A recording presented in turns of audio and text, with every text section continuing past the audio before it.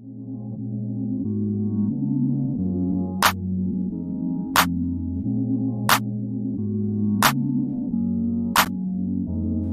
tuned into WestLINK.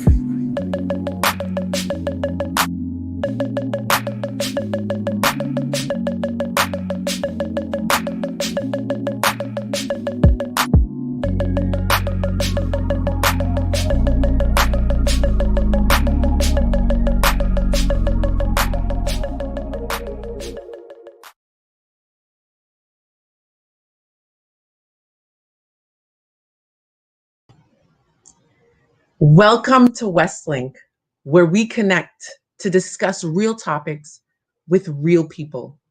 Thank you for joining us today. And please like, share, and subscribe to our Toronto West YouTube channel. I am your host, Leanne Gordon.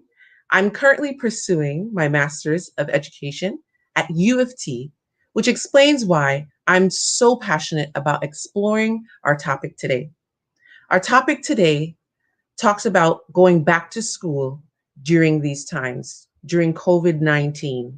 And as you know, students are in school, some are online, some in person. Teachers are trying to navigate and manage mental health, not only for themselves, but for their students. And parents are trying to adjust to the new normal. This week, we've assembled a panel of educators, students, and a social worker to share their views. Please join me in welcoming my beautiful and exceptional co-host, Tiffany Ambrose. Hello, Leanne. Hello. Hi, Tiffany. How are you? I am doing just fine. And you? I am just great. Perfect. It's lovely to see you. Thank you so much. I'm happy to be here. I'm happy to be under your wing today. Oh, is it under my wing? Well, you're in good hands. So how are you doing during these times? It's hard, man. Like, COVID really hit me hard, man, in a whole lot of aspects. Not just my home life, but school is definitely messed up. I'm currently in my fourth year at York University, pursuing my Bachelor's of Arts in Socio-Legal Studies, which is basically just a big fancy word for saying law. And I hope to use that one day in order to ensure justice is successful for all people. But it has been definitely a hard time because this online school thing is not for me. So I'm so happy that I am the co-host for this panel so that I can really just get down to the center of what the heck is going on. Absolutely. And that's why we're here, right? Because a lot of people are feeling the exact same way. I know I'm included in that as well. So we're just here to help, offer advice, practical tools that we can use to help us all get through this together. Yes. So let's introduce our panelists, shall we? All right, I am very excited for today's panelists, actually. We have a lot of special guests in store. So I'm going to introduce the first one today. Our first one is going to be Nyasha Smith Ruddock. She is a social worker and a mom whose children are doing online school. We want to welcome her today to WestLINK. Hi, Nyasha. Hi. Thanks Nyasha. for having me. Thanks for having me, Leanne. And thank you Lovely for being to have here. you. Thank you. And I'm loving this little half hair thing here. Thank you so much. Like a side mullet, but not really. Lovely. All right. So our next panelist that will be joining us today is Burkell Williams. He is the former head of the science department at Crawford Adventist Academy, but is currently a teacher at Bayview Secondary School and also an elder at Scarborough SDA Church. He is passionate about science education and helping students to grow and become independent thinkers. Thank you so much for joining us. It's good to be here. It's good to be here. Lovely. Hope we have a wonderful time today. Absolutely, that we plan to. And then our last panelist is Lamar Ferguson. Lamar is a grade 12 student who is a musician, a youth leader, very active in both places, in both aspects, who has firsthand knowledge and experience with going to school in these times. Welcome, Lamar. Hi, guys. Lovely to have you. And so we're just gonna dive in. So excited to have this Actually, conversation today. before we dive in, we have one last panelist who is here to join us, who Oh is no, our yes, wonderful. special guest, Uton Robinson. He attends the Emmanuel SDA Church, but grew up here at Toronto West SDA. He is an executive superintendent with the Toronto Board of Education. And he's passionate about meeting the needs of all students and ensuring that they have access to needed resources. Welcome, Uton, to our panel today.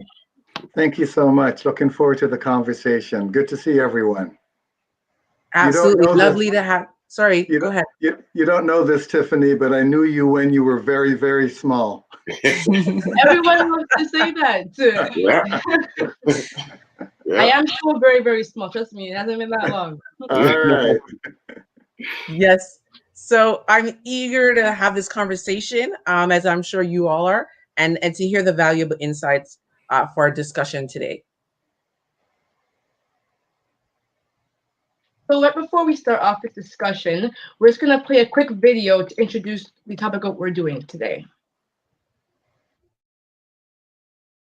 When they said this year is going to start at a distance, what was your reaction?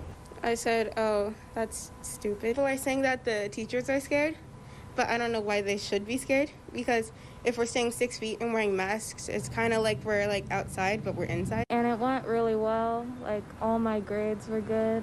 So I don't think there's any problem with staying at home. I see it, and then I see it as a new challenge. It is a struggle for kids like me that have IEPs. The last 3 months at the end of the school year, I struggled a lot. Our teacher posted it for the other class, and we didn't know that. And she keeps confusing us when she says she's going to change it, but she didn't. The main issue I have with distance learning is the quality of education we'll be getting. I'm worried about my family and friends' health and safety, and I've been really paranoid, so I haven't left the house. And if I have to go outside, I wear a mask and bring sanitizer with me. I really hope we do online school because I don't want to get coronavirus. I don't mind the online stuff, but I'd prefer to go to actual school. I don't really feel that good about the quarantine. I can't really go anywhere. It's kind of boring. My birthday, I didn't get to go anywhere. I had to stay home. We had a meeting today. It was kind of cool. But I wish it was like real life where we get to see each other. I am just frustrated and scared with how the school year is going to end up. All right. So we're listening to our students, right? And they're concerned, but they're also hopeful. So if you're just joining us, it's great to have you with us today on WestLINK, where we connect. Please remember to like, share, and subscribe to our Toronto West SDA Church YouTube channel. If you are for our audience today, please don't be afraid to join in the conversation, to engage with us. We want to hear your comments. We want to hear your questions. So yeah, we invite you to participate. So for the first question, or for the first segment, we're going to be talking a little bit about the challenges of learning online, like sort of what goes along with that, what are the difficulties, and then move on from there. So I think, Uton, I'm going to pass this question to you. How do we get students or teachers to meet the needs of all learners? Thanks for the question. It's a challenging one because, again, for some teachers in terms of being online or digital, they're not as familiar as others. So, for example, there are many teachers that are getting quite comfortable with Google Meet or a Brightspace, the ministry platform for online learning. And as such, they're in a learning curve. And again, being on camera and trying to ensure that your program is meeting the needs of students who you may be seeing, but basically you're not totally sure that you're engaging them in the same way is indeed a challenge. In addition to that, many of our teachers are struggling with a quadmester situation where they've compressed the regular curriculum, and as such, they're also dealing with some challenges. So there is professional learning for teachers, and they're certainly taking advantage of that. But again, it's new. And at the same time, they realize that it's an option that, given the way by which COVID is increasing in our city, that more and more teachers may have to become used to remote learning or online learning in order to meet the needs of their students. Thank you. Excellent points. It's such a challenge. It can be done, but it's definitely a challenge. So thank you for highlighting that. I just want to get Nyasha's point of view on this. As a parent, how are your children dealing with sort of the challenges of, interacting with their classmates, but not really? And how does that affect them?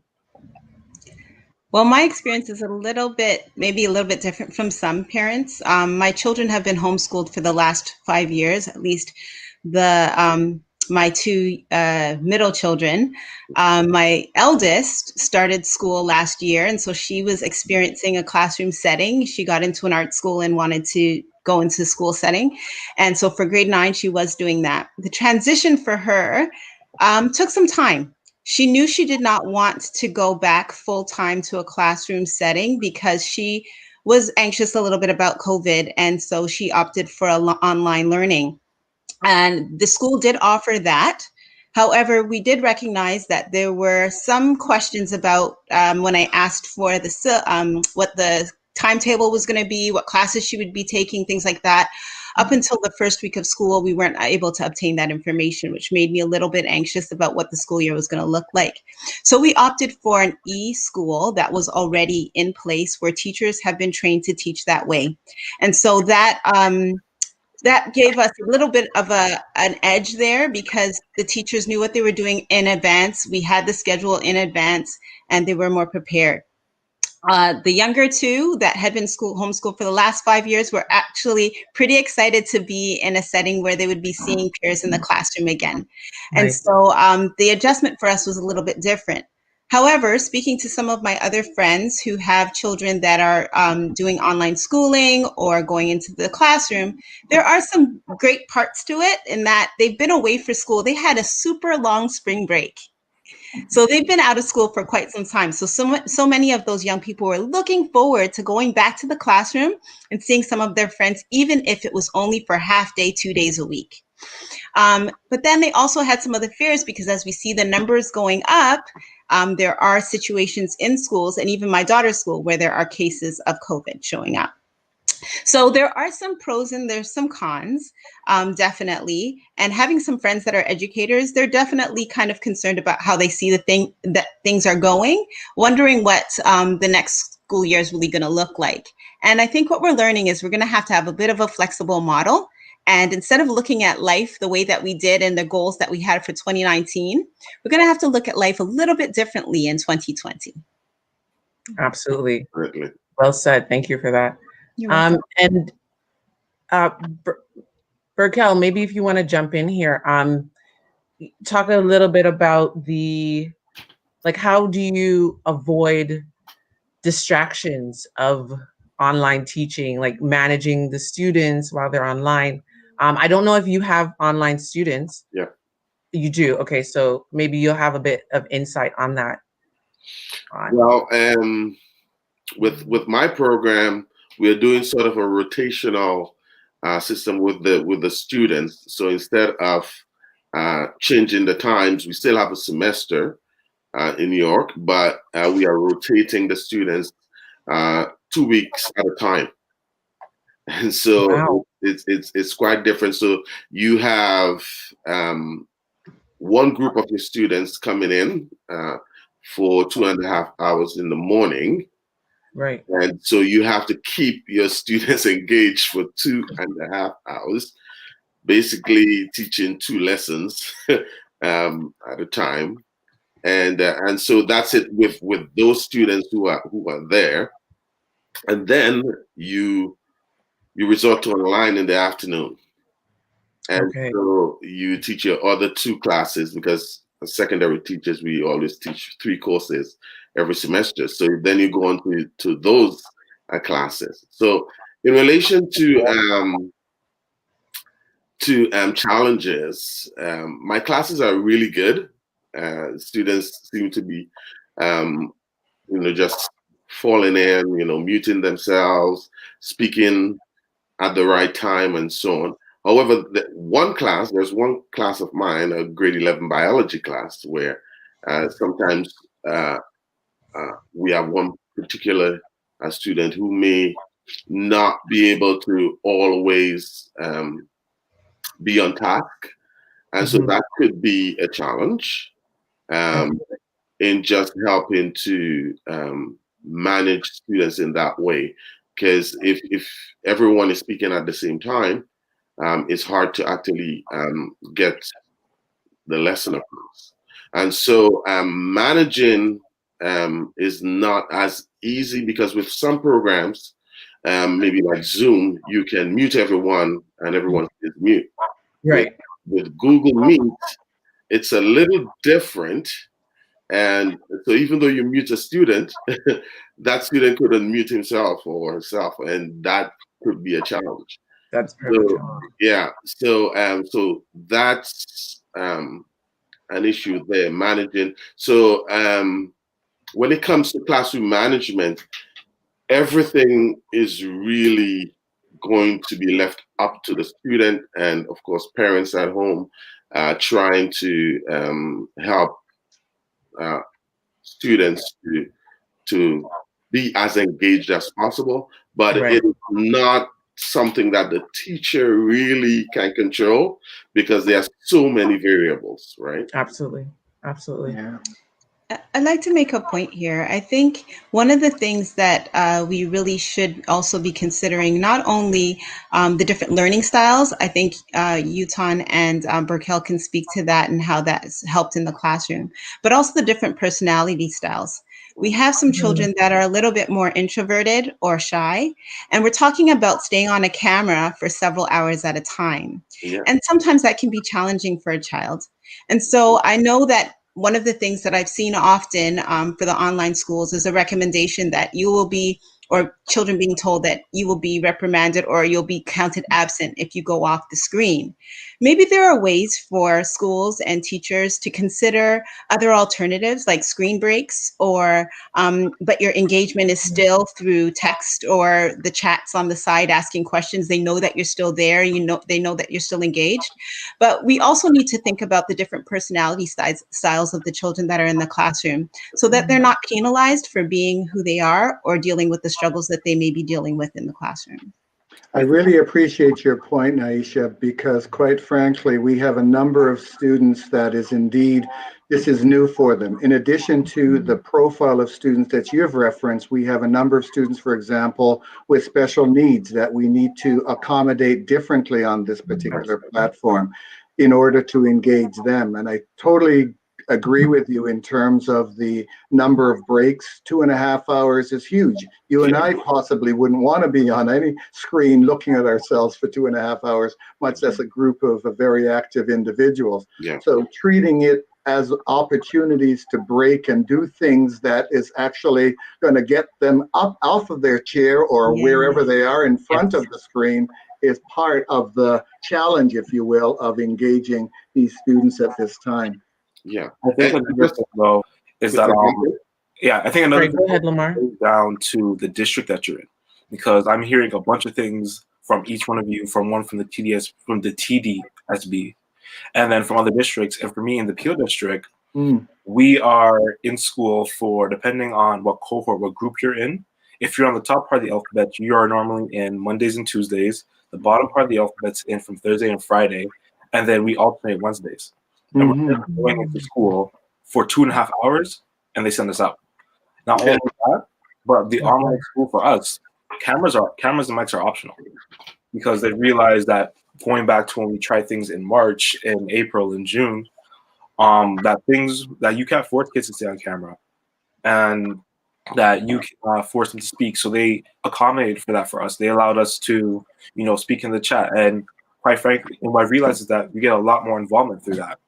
So I'm finding that comes out to district, because personally, I don't really like the way that my district's been offering, because I heard that people in Halton, they're getting their schooling by weekly. So you go in weekly. That way, you at least have the consistency. That way, you're able to teach a class fully in school and then actually get some continuity between your classmates and your teachers, and you're actually able to do some proper group work. Because for me, like a drama student, I have one day to practice with my group to get ready for performance that I have to do the following week without any prior rehearsal. Right. So it's just it's a mess. If I could just jump in here real quick. I'm listening to everything that's going on, and as a student myself, I understand like online school is so difficult. And even going back to what Berko was saying before about how do you engage, these students for 2.5 hours?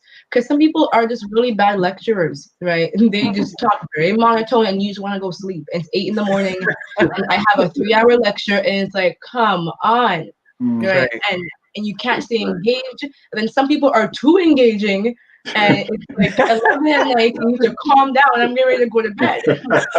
Right? But I think it's a whole new realm for both students, parents, and teachers alike. Everyone's trying to figure out how they can do the best they can. And I think a lot of people are counting parents out, right? As they're not in the equation. And parents are very much involved because they now have to become teachers for their kids and try to homeschool them and try to teach algebra. They haven't done it in like 14 years. Right? But there is a big concern about parents, like the comment says, who distract the class. Some parents will comment on the screen in the background and they're in their undergarments. They'll come on smoking a cigarette, chewing food, so on the phone, and it's very distracting, right? So how do you deal with the distracting parents in the school environment who aren't honoring the school environment? Well, that's a hard question to the points that you've raised. And one of the reasons that we have put together, for example, an online conduct of behavior. So prior to any class being started, folks are given opportunities to understand what the conduct will be. But to Tiffany's point, hey, someone can be teaching and someone's walking right across the screen doing what you've said. So it also deals with some of the privacy issues that we are struggling with from time to time that we then need to pull back on and correct and give voice to, but it's certainly indeed a challenge. And another distraction, quite frankly, is that parents themselves are interested to see what an online class looks like. So distraction sometimes is based on curiosity. I want to see how this thing works. And again, there needs to be some accommodation for those parents that are actually not necessarily trying to distract or disrupt, but actually wanting to see what this platform is. What do you mean you're going to watch the screen for 2.5 hours? I need to kind of check that out. I'm paying good money for my child to be at school and engaged, and now I'm seeing you watch. So there's some curiosity too. And to Lamar's point specifically, you're right, Lamar, all boards have done different things in terms of how they've put together their online platforms. There was no ministry template as to how this would work. So boards came up with a variety of models, untested models, I might add, and put it forward. Because remember, this was born out of a crisis. It wasn't born out of a situation that said, hey, this is what we want to do. This was born because we were in this. I know that the government wanted us to look at grade 11 and 12 online courses that all students would have to take mandatory. But think about it. Right now, as we speak, we've got kindergarten students learning online. What's their timeline on the screen? Very challenging. Yeah. No, I wanted to say a little thing about just the whole time that students spend online. Now, in the morning, when they are face-to-face, that's when they spend 2.5 hours with the teacher, right? But in the afternoon, my classes are just around 50 minutes, right? But the students themselves will be on for a long time because when they leave my class, they need to go to another class, right? So, but with me, I have them just for like 50 minutes. Now, I want to speak at this time to the assessment piece. This is where we are having some challenges as teachers because it's one thing to deliver content. It's another thing to assess content. And assess how much the students are actually learning. And who's doing the work? I knew you were going to go there. I knew you were going to go there. I gave a quiz this week to my students using Google Forms. Now, two challenges. One, how am I going to grade this quiz? Because Google Forms it's so user unfriendly. Right? It's difficult. Like with multiple choice, it's easy, right? But with short answers and paragraph, it's just difficult to grade. So that's one thing. But then my students having to answer some of these questions and learning the technology. So during a quiz, I have to actually show my students how they could actually, for example, draw a line of best fit and put in the program at the same time. Or before the quiz begins, I have to do those kinds of things. So it's so difficult for students themselves because they are learning, trying to show how much of the knowledge that they are gaining and so on. And at the same time, they have to tackle the technology and so it all depends on their proficiency. So sometimes you get an answer, but it's not because the student doesn't know. It's just because they just still working out the technology, right? Right. So, Isn't this a wonderful trial by fire, though? Honestly speaking, it gives us a great opportunity to try some things differently. I think it's causing us to think about assessment in a very different way. Oh, yeah. For so many years, assessment has been sit down, take a test, and show me. Right? Now we're having to open our eyes and look at different ways of assessing children's knowledge and whether or not they're grasping concepts. I know something that I used early in my home education of my children to understand whether or not they understood a concept is could they teach it back? Yeah. So were they able to teach it to their other sibling who maybe is not at the same grade or age level, or maybe has never seen this before? And I found that when a child was able to teach it back, they were able to show me that they had knowledge of the subject matter that we were learning. And so we're going to have to look at assessment probably in a very different light. That's right. Now that COVID's here, and it's really stretching us. And that can be hard and uncomfortable, but think about the benefits that are going to come as a result of that. We're going to be meeting the needs of different children who are forced to sit and write a test, and we're constantly failing those tests because they didn't have those skills. Yeah, could I just say a little thing about that? Absolutely. I'm so glad you said that, because I was speaking of traditional assessments, right? Which is, especially in science, is very, very good. But I believe in authentic assessments. And, in my earlier days of teaching, traditional assessment, that was very big for me. But then as I continued teaching, I recognized that, like when you go to the job, who's going to give you a test, right? Nobody's going to give you a test. So at the end of the day, do you really know the information? And so there are different ways of assessing students. And so that's what we have to do at this time. However, it's going to be completely different in terms of the way in which we use our time. So in my classes already, I know I'll just have to stop teaching and maybe take a day or two to assess my students, and sometimes do it individually when I want to see how well they have mastered a unit.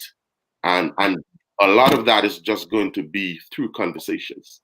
I hear you. I see Lamar wanting to jump in here, so I'm going to give him a chance there. Thanks, Utah. And I think we're forgetting that you're usually talking about courses that only require you to sit down. Courses like drama, music, and all your arts courses. That's right. How are you going to assess me performing my own script from my house? Like, how are you going to understand what I'm trying to convey to you from the other side of the screen? Like, you want to make that a great, a new unit, that's great. But like, how do you teach, for example, proper tableau? How do you teach proper drama ethics within a classroom setting that you have no idea about? Well said. Well said. Yep. But I think to the point that someone has made around an opportunity to reimagine and reteach, we know that our traditional assessment practices were limiting. and we knew that the whole idea of pencil and paper activity was literally a sliver of how we can assess students. Now we've got a buffet, an opportunity to do things very differently, because what I'm hoping is after this pandemic, we're actually going to be in a better place than before it when we talk about education, when we talk about how to better assess students, and how we basically want to ensure that more of our students are included in moving forward as a result of their opportunities they have within schools. So this is certainly something that I'm looking forward to going forward. I mean, drawing back onto what Lamar was just saying about certain courses not being able to function in this time, like how do certain courses, like how does woodshop take place? How does tech take place? You know, how do you do certain courses that require hands-on material? I think that is very frustrating for a lot of students and teachers who have been teaching the same curriculum for 20 years. Now they gotta go on Zoom, and it's like, how do I do this on Zoom? How do I show you how to build a birdhouse through my camera?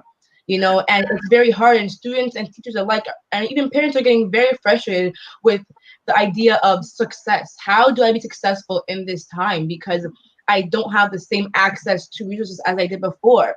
And a lot of students are getting very frustrated. How can I ensure that I'm still being successful in the time where I do not have the access to those things? So I want to pose that question out there to everybody.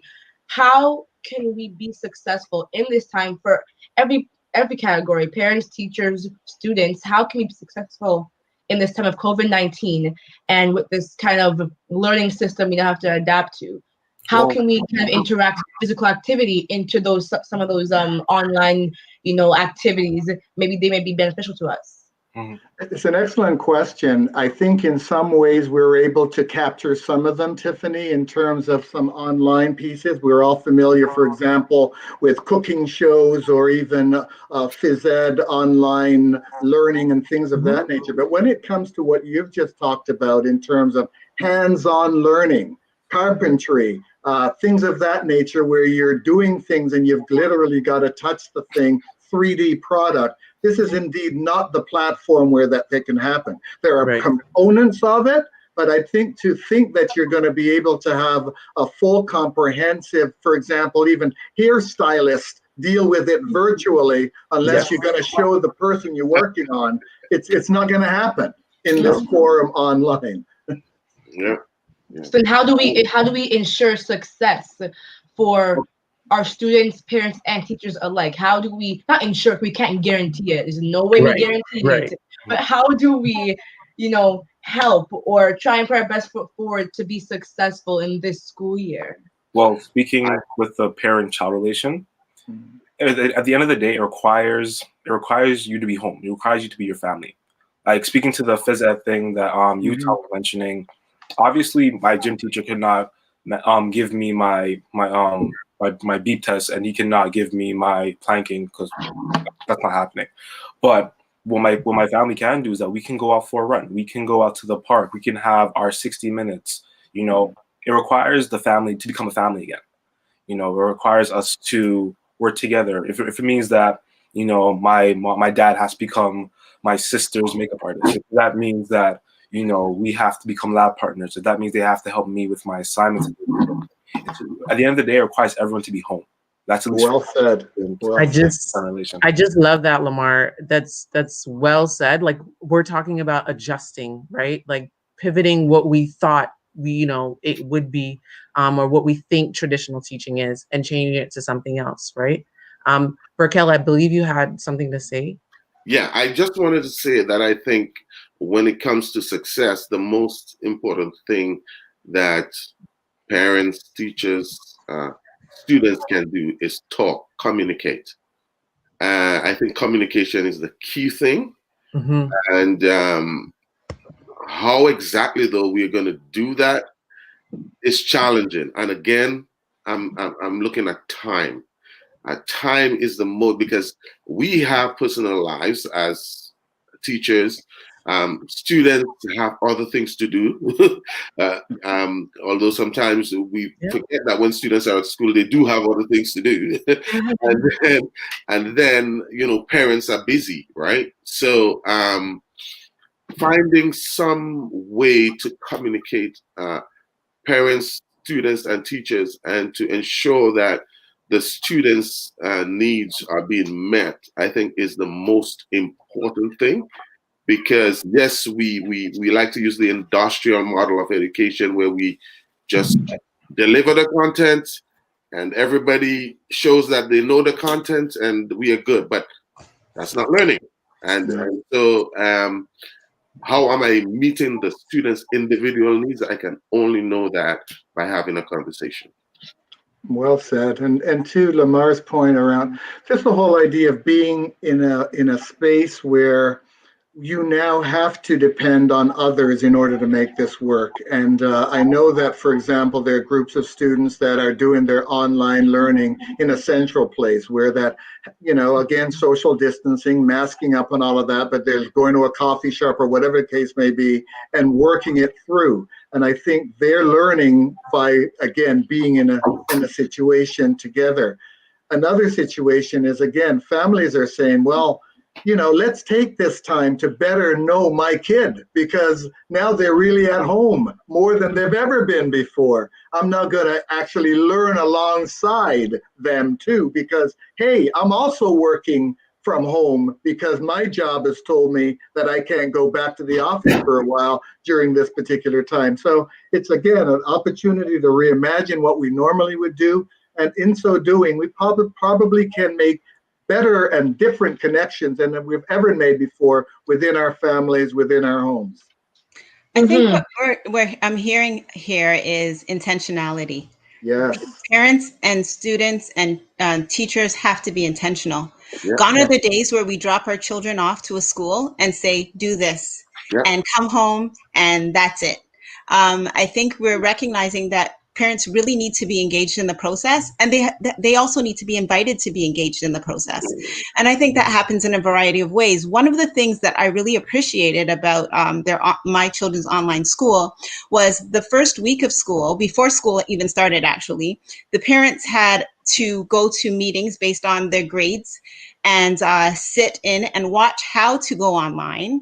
What would be happening in the classroom, how we check to see how our children are doing. We get regular, you can choose if you want a daily update, a weekly update, or a monthly update, all their assignments, what's expected of them, everything that they're given to do their assignment, we're giving it to us as well so that we can make sure that they're meeting their deadlines. And if it's still on the list the next day or the next week, then you know your child hasn't handed in the assignment. So really, it's about the intentionality and engagement between the students and the teachers and the parents. And, I'm going to go back to a point. Lamar, you spoke about being an actor, going to school for some type of drama. That was a big heartbreak for our family because our daughter was in an arts program for drama.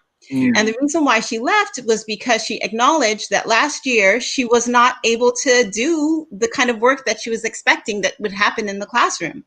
So I want to encourage parents to think a little bit outside of the box and utilize services that might be outside of the school in order to get what you learn for children to learn other places as well.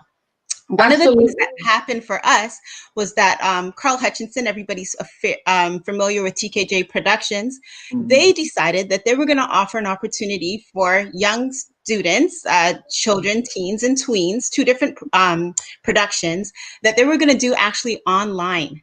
So they've been learning their lines, everything. They've been meeting and practicing. Everything has happened online. And so although it wasn't happening in the classroom, it was happening, that drama, she got that fix another way. And so I know that one of the premises that I said about myself is I believe that learning doesn't only have to happen in a classroom. So we have to think broadly for our children, for their sakes of learning and stretching themselves inside and outside of the school building. Absolutely. But I wanna jump back to what Burko was saying about meeting students' needs, right? We talked about learning strategy needs before, talking about different types of learners, auditory, visual, reading and writing, and kinesthetic. But talking about meeting the actual students' academic needs, right? I know that a lot has been formulated plans-wise for elementary school students and high school students and even post-secondary students, But what do you do when your needs aren't being met and there's no way to get your needs met? right? I know that I have a cousin who's in elementary school, right? And what she can do is, if she doesn't understand the lesson, she can email her teacher and say, hey, I didn't get this part of the lesson. Can you maybe give me an example, in a visual way so I can grasp the concept? So she's a visual learner, and the teacher has to do that, and they can do that so that they get the concept. But for someone who is an adult like myself, right, and who is in post-secondary, what happens when your needs aren't getting met because they treat you as adults, right? So even in my class, right, my teacher told me from the very beginning, if you don't get it, that sucks. I'm going to teach you the lecture, and after that, you have to learn on your own, right? If you don't get it, you have to go over it again and go over it again, right? So if you don't get it, then you really just don't get it. And I'm paying tons of money and grand of money, how many grands and grands and grands, and you're not going to teach me my lesson? Well, this is the point. Good for you, Tiffany. I trust that you took that particular teacher or professor to task, because quite frankly, that individual has an onus to first of all, know his or her students in terms of what they need in order to be successful. So in terms of students with special education needs, for example, we have our individual education plan. But one of the things that we haven't talked about this afternoon that online learning does afford is the recording of the lessons, so that I can go back and see that particular lesson. So if I felt that I may have missed something, I can go back. And I feel that that is also an important aspect of online learning that we need to continue to use to our advantage as we move forward with this platform. And then we're getting the jump back and forth because now a lot of students have utilized WhatsApp group chats, right, to as a classroom to meet with their other classmates and kind of exchange, what's the homework tonight, what to do, did you do the readings yet, did you do whatever? And we're getting a lot of backlash for that because some teachers are saying that we're cheating and giving answers when we're not. We're really trying to teach ourselves the lesson to each other because we all didn't get it. So now a lot of us are getting penalized because we're trying to use and still be social and still trying to depend on each other, and we're getting backlash for it. So how do we even operate? How do we learn if you're not letting us learn? Well, again, I'm hoping you're giving voice to that, because what you've just expressed is how we learn, period, whether it be in the school or whether in the workplace. Groups of individuals coming together, collaborating, sharing ideas. That's how we learn. It's not cheating, it's learning. So let's again break that mold of you've got to be an isolate by yourself somewhere in order to learn. That is so wrong. You know what I love too, Tiffany? What's happening for you is you're also learning, if you didn't already know it, how to advocate for yourself. Yes. And so although COVID has taken a lot away from us, or the pandemics have taken a lot away from us, they've also given us a lot as well. And this opportunity for you to advocate for yourself, you're going to be using it throughout your lifetime. So that's great that you're doing that. I would also say for many, flexibility is another gift of COVID. Yes. Resilience is another gift of COVID, as well as we're learning some coping strategies that maybe we didn't have before. We're being forced to learn how to cope with pretty difficult situations within the classroom and outside of the classroom. And you have to learn how to advocate for yourself. If you don't do it for yourself, my mom will. And what you don't want is my mom advocating. Right. I know your mom. She will, definitely. Definitely will. You're not going to like it. All right, Mama Bears. At this time, I want to just introduce one of the next videos we're going to put on. We're going to put on a video for us, and we'll be right back with the conversation. As we roll into September, many college students find themselves in limbo, not knowing if classes will continue on campus, whether online learning continues indefinitely, and if they will make the grade when it comes to handling anxiety. Preliminary numbers tell us the pandemic is already causing higher levels of depression, financial insecurity, and stress for these students. More than half of the 50,000 students who participated in the American College Health Association's Spring 2020 National Health Assessment reported receiving mental health services in the last year. In another survey conducted by Active Minds in April, 91% of 2,000 students reported that COVID-19 had added more anxiety to their lives. 81% reported the pandemic caused them disappointment and sadness. Student counseling centers are answering the call with on-campus or virtual services. As for parents, check to see if you have an employee assistance program through work. Some of those programs will extend free counseling services to college students, even if they are going to school out of state. We are all getting a lesson on how to use all of our resources in an all-out fight to maintain psychological buoyancy. I'm Bill Prasad, your mental health and wellness expert.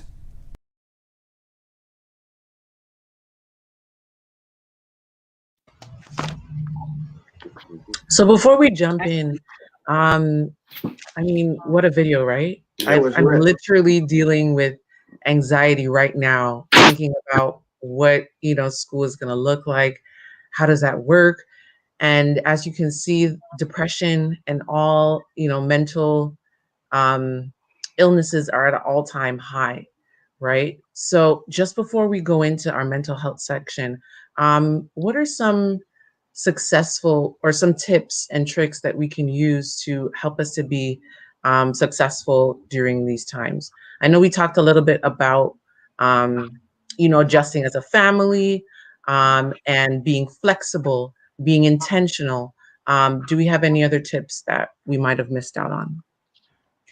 I think we need to be real in a sense that this is a crisis that folks are involved with. And as such, there is a lot of anxiety. There's a lot of uncertainty. They may have had a family member recently that have been in some way negatively touched by COVID-19. So I think the idea of empathy, quite frankly, during this time is pivotal in order to ensure. And I really appreciated the video that talked about things like employee assistance programs. I know that within schools, we still have our social workers that are supposed to be doing good work, reaching out and reaching in to the students, even when they are online, to ensure that their mental health, well-being is indeed being addressed. So again, be empathetic. This is a tough time, and it was born out of a challenging situation. I think, absolutely. Thank you. General mindset is what we really need to focus on here. I think school in the past has been looked at as a place of sorting members of society. So you sort people based on how well they do, based on their grades and so on. I think COVID has forced us to think of school as a place where people truly go to learn and get prepared for life. And so everyone needs to be successful. It's not some people are going to be successful and some people are not. School is a place where everyone comes to be successful and everyone has to be successful. And so if our mindset changes as it relates to school, and we recognize that this is not an if, but this is something that has to happen, then just the way in which we tackle this whole academic issue is gonna change. Absolutely. Thank you so much for saying that. And Nyasha, I just want to pivot a little bit towards what you do and sort of what concerns do you see as a social worker now? What are some signs? What are some thoughts that you have towards how we deal with online learning? I think one of the biggest steps is recognizing our mindset, yes, and our mind sight. So not only how we are thinking or how we're titling things or talking about things, but recognizing how you've been thinking about it and maybe making an alteration on how you've been thinking about it to think about it a little bit differently. I know that sounds a little bit confusing, but maybe you've noticed that throughout this dialogue, I am trying to draw out all the positive aspects of this challenge that we've been experiencing. There are some positive aspects. And so sometimes taking the moment to kind of flip your thinking to think, okay, what can I get out of this? And the things that you're worrying about, to take some time and really worry to the nth degree, I tell people to do. So if you have something you're concerned or anxious about, I want you to think about it so deeply that you think about it all the way through. What is the worst thing that could happen? And if that's the worst that could happen, what could I possibly do about it? When we're talking about anxiety, we're talking about fear of the future. When we're talking about depression, we're talking about looking far back at things that we wish we couldn't change, which we can't change because it's past. So what we want to be is in a place of presence. This is where I am here and now. I have online learning. This is the situation. I have children that are in school online. Yes, I don't know everything about it, but what do I know? Maybe I am not a mathematician, but I sure love science. Maybe I don't even recognize I like science, but I love to be in the outdoors.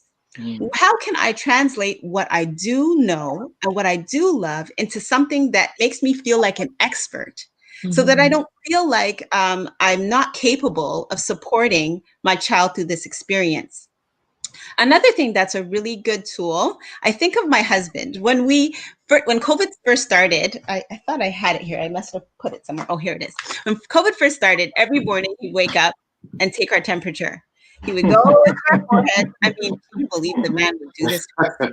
To our foreheads every morning and check her temperature. I think it became a little bit of a running joke, so it became fun for the family.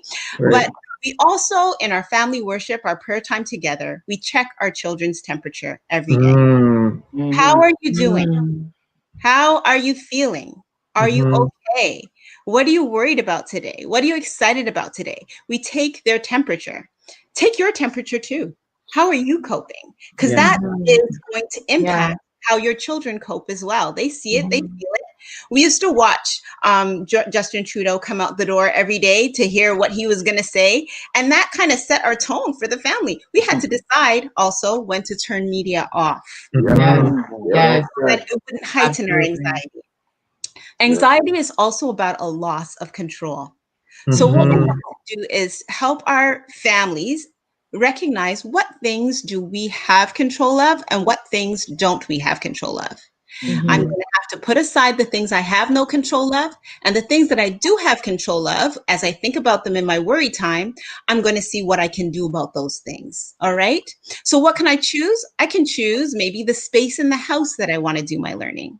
Maybe I can choose the kind of notebook or the pens or, what time I do my homework to a certain degree. Like there's different things that they can have control over. Give them some control. It will lessen the anxiety because anxiety is a little bit about, well, I don't know if it's a little, but it does have a lot to do with what things that we have control over.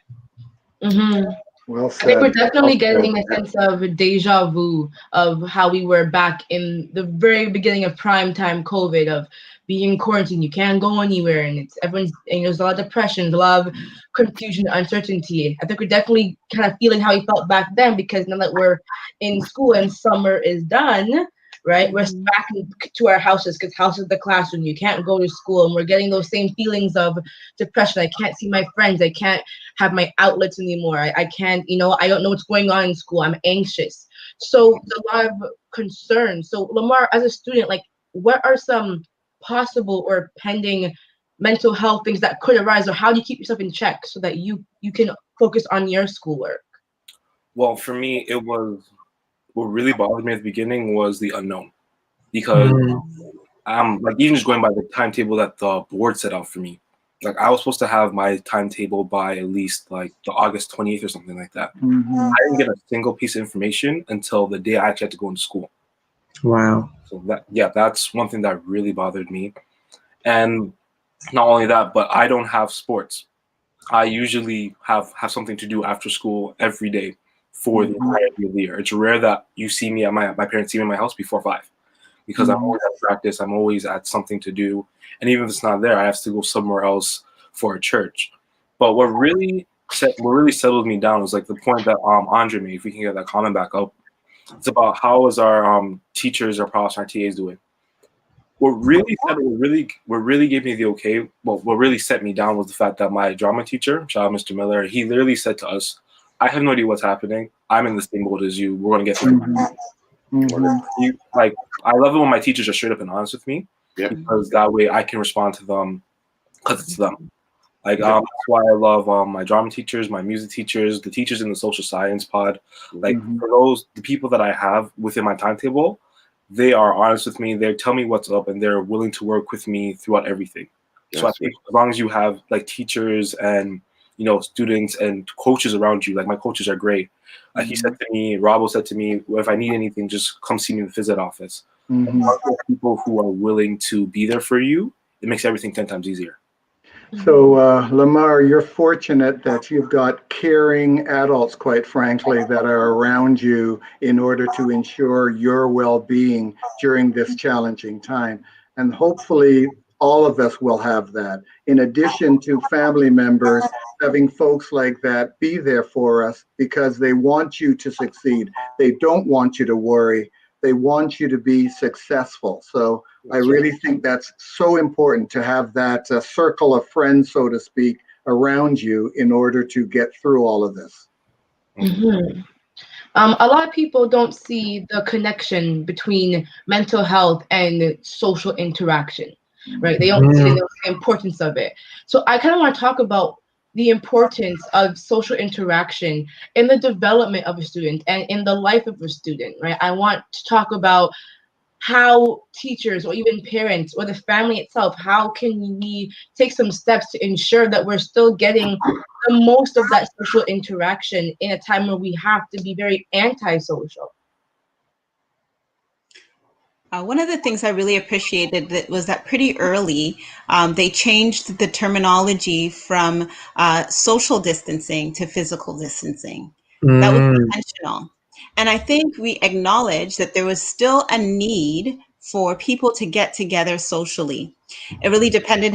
They couldn't necessarily be walking together, talking together, hugging each other in person, close by, like we usually did. But people were very innovative and found ways to do it. Help your child to think about innovative ways to connect. So whether it is connecting, having a Zoom call with their friends, family game nights, game times, whatever it is. I know my daughter was really concerned that she had made some friends at school and she was probably not going to see them. And so I said, call them up, take a bike ride in the community. You don't have to be touching. You can be physically distant. Bikes are not able to touch. So, take a bike ride, hang out with your friends that way. I want you to think outside the box too. I'm going to put some of that back on you to think about how you're going to interact with your friends, because I don't want you locked in your bedroom anymore. And so there are opportunities for us to be physically distant while still being socially connected. I have a question.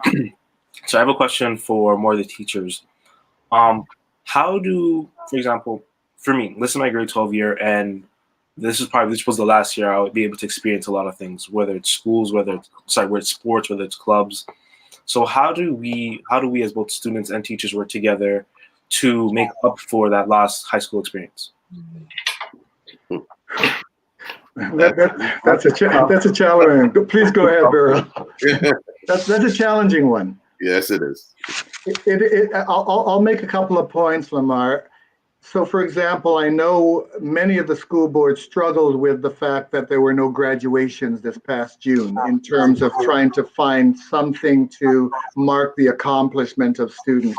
And there were a number of things that we did to make that work in terms of creative ways by which to recognize the school year. In fact, I also know that a number of schools said, well, we're going to put off our graduation to the fall. And now we're going to have it. But as you know, the fall is here. We still can't have it because of the situation we find ourselves in. So it's indeed a challenge. And at the same time, it's not going to be a year that was like any other. So going back to some of the points that were raised earlier on, your mindset, your focus is saying, well, in this environment, how can I celebrate what I'm dealing with right now? Because success is coming. It's just going to be a little different than ever before, and be okay with that. Absolutely. I think it's really important. What takeaway that I've gotten from this section right here is just the importance of breaks, right? Making sure you're taking that mental break and say, you know what, school is done at 3. I am done at 3. And I am going to go take an hour and go for a walk or walk my dog, or I'm going to go do, some house chores and then come back at 5. But having those breaks is very essential to your mental well-being up here, because you will go nuts just thinking about school all the time. And I already am going nuts because that's all I do is school right now and church, but mostly school. I hear you. So I kind of want to segue this conversation into what parents need to know, because a lot of parents feel very disconnected right now with online schooling, because how do I help my child get these concepts and I don't know the lesson plan? How can I be involved, so an active parent in my child's life, even if it's not through PTA? Like, how can I ensure that, I am being an active parent and helping my child achieve that success that they want, that I'm paying so much good money for? Right? I would like to go back to Lamar's comment with regards to that, because as you're talking about what should parents know, they need to know what Lamar is saying. I'm mourning. I am mourning the loss of my grade 12 year the way that I knew it. And we need to sit with them for a moment before we come up with solutions and suggestions in their grief.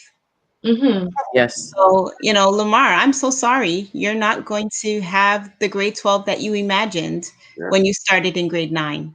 That's 4 years of dreaming about what this would be like. And so just sitting with him for a moment and saying, man, that sucks. It's hard. And then saying, okay, so what do you want to do about that? What do you want to do about that? Yeah. How can we come up with a plan to make this a better year for you? It may not look like, kind of like Yutan said, the way that, you thought it would be, but what can we do to make it still a really great year for you? Because you've accomplished a lot. How do we get to celebrate that as a family, as a church, as a community, and yet give you an opportunity to still do something that feels great? Yeah. And give your kids some power. Yeah. I think we underestimate how amazing our kids are and their ability to come up with some really innovative ideas. But then when we give them the opportunity to dream, we have to help them follow through with it. All right. Yes. So I think it's amazing that Lamar is so open, even publicly online, saying, he's mourning. Now it's up to our community to help him to recognize a really great grade 12 year. Well said. And parents have a pivotal role in that, as you've said, in terms of the conversation, the reaching in, realizing that maybe they're not able to work and help you with all of the technical aspects of a particular course online. Right. Can they help you with the interactive personal? So what are you feeling? How can I help? Have you thought about this resource? What else might you do differently in order to be successful? Have you connected with your friends? Have you connected with that caring adult that may know more than you at this point in time? I think those supports can be provided by parents, even if they don't know the content of what the student may be dealing with. Yeah, I think parents definitely need to be like glue. They need to definitely be on situation. Need to know your kid's timeline. What time is your class? I'll make sure you're up for this class. I'm gonna make sure that you are not in your pajamas. You get like, wake up, wash your face, brush your teeth, do something. I'm gonna make sure that if you don't get it and I see that you're not doing well, I'm gonna message your teacher. Like, what can we do in order to help my? I think we need to really make parents be still involved. Even though you can't go and yell at them, you could still send a very stern email. Very much so. Yeah. Very much so. We need to make sure that we are not only them on track, but we need to make sure that they're keeping God as the forefront of their mind. Because I think we're getting very, very clouded with, oh my gosh, what's going on? We need to just take a second and okay, we don't know what's going on. We need to breathe. But who does know what's going on? God.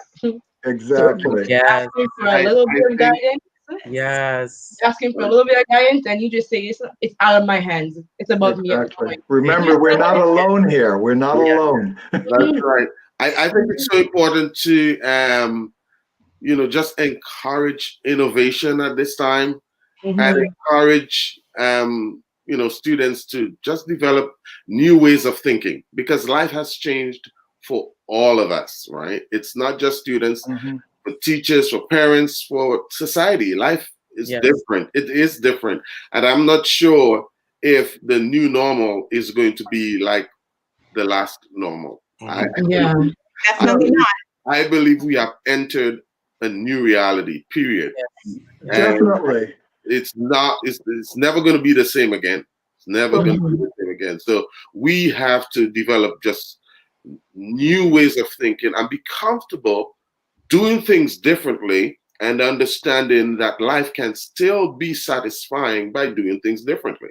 But actually, I want to go one step further. Life can be better for students because, quite frankly, we knew that the previous pre-COVID was not very good for a number of our students, specifically students that look like us in terms of racialized students. We've now got an opportunity to reimagine what we've done. And I think the worst mistake would be post-COVID to try to go back to what they considered as normal. The normal wasn't working. The normal was marginalizing.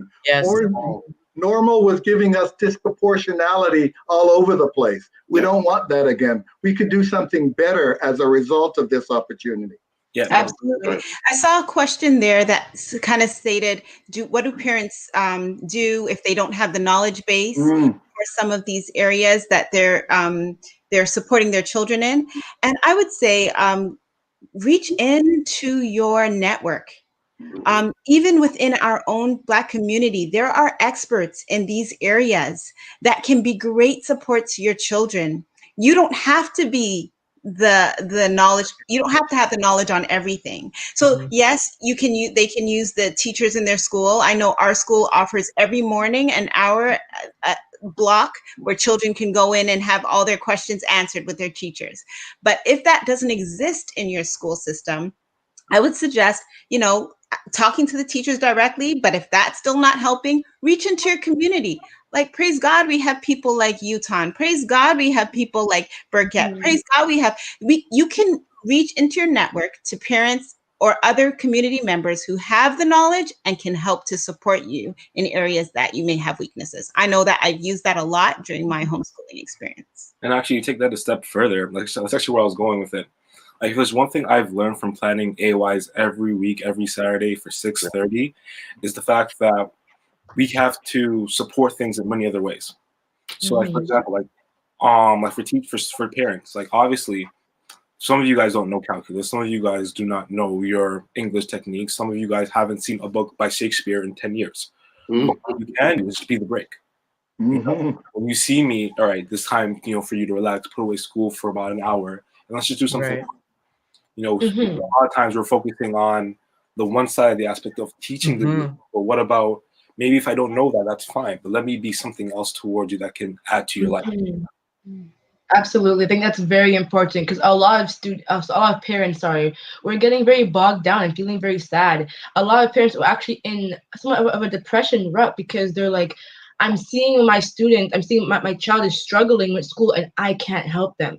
How, as a parent who brought you into this world, I can't help you. And it's very disheartening to see your child struggling and you don't know what is going on and you can't help. I think it's important what Lamar said. Even though you may not be able to help in the direct way you want to, of helping them with the actual material, you are doing enough by even just being their break, or even making them breakfast in the morning, or even if it's, go on a walk with them. That is very much you being an active parent. You don't need to be the direct source all the time per se, but what you're doing is enough if you find other ways to go around to help in any way possible. We've heard the oftentimes phrase that it takes a village, and it really does in terms of individuals outside, in some cases, of the parents that's going to make a difference. So in terms of the fact that there are many of our students, as you know, that don't have supportive parents for a variety of reasons.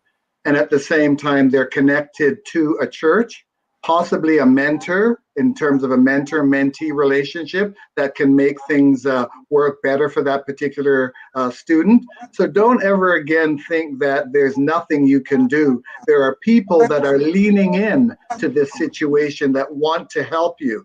Just ask, quite frankly, just ask. And to go off of that again, if you go bring that to, if you go back to Janice's point, like you said, it takes a village. So if your parents aren't supportive, find someone else that is supportive. Find someone that can make, your own family. A lot of times we limit our family to blood, which is true, but at the same time, it's way more important to also have a family that you know can support you.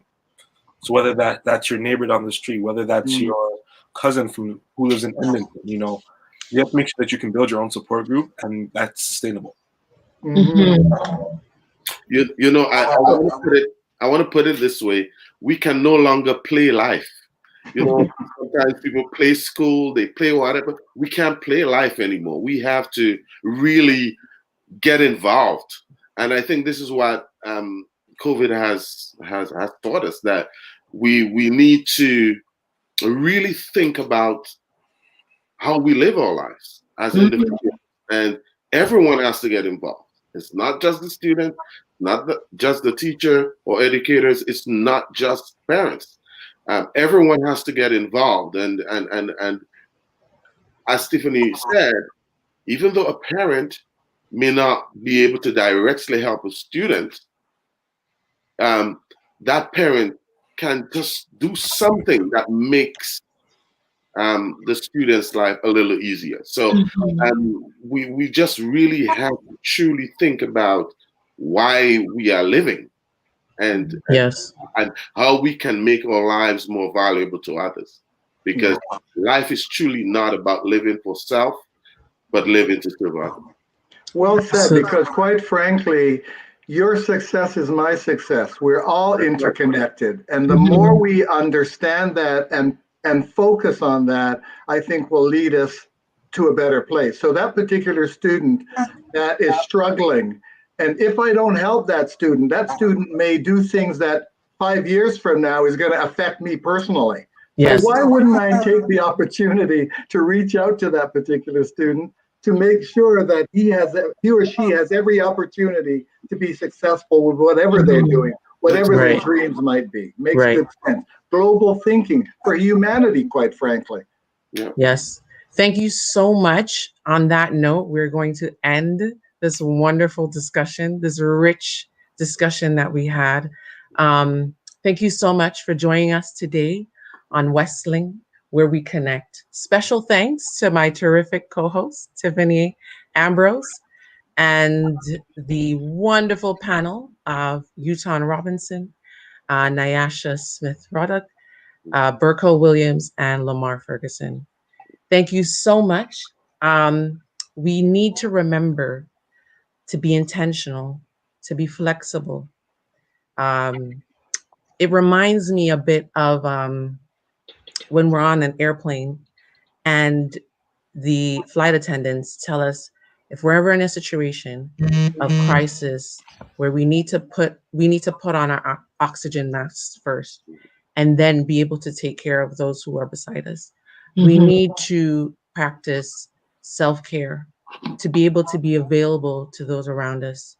Like Burkel said, we need to be interconnected. We all work together as one unit to get through this together. And on that note, so I can just jump in really quick. I just want to say one last thing. We've had you have 30 seconds today, and I just want to say we've had a really good discussion today. A lot of great points were made. And if you want more information, we did do an AY about this about 2 weeks ago. You can go to our page at TWestAY, and for more COVID education tips, you can go and check that out. Awesome. Well said. All right. So as we go, please remember to like, comment, share, and subscribe to our YouTube channel at Toronto West SDA. And before we go, we're going to pray so that the Lord will continue to bless us during these times. Dear loving Father, Lord, we just want to thank you for this opportunity. We thank you for the discussion. And I pray that you will continue to be with us in every aspect of our lives, whatever roles we may serve, whatever capacity, Lord, that you bless it and that we do our very best. In your name I do pray. Amen. Amen.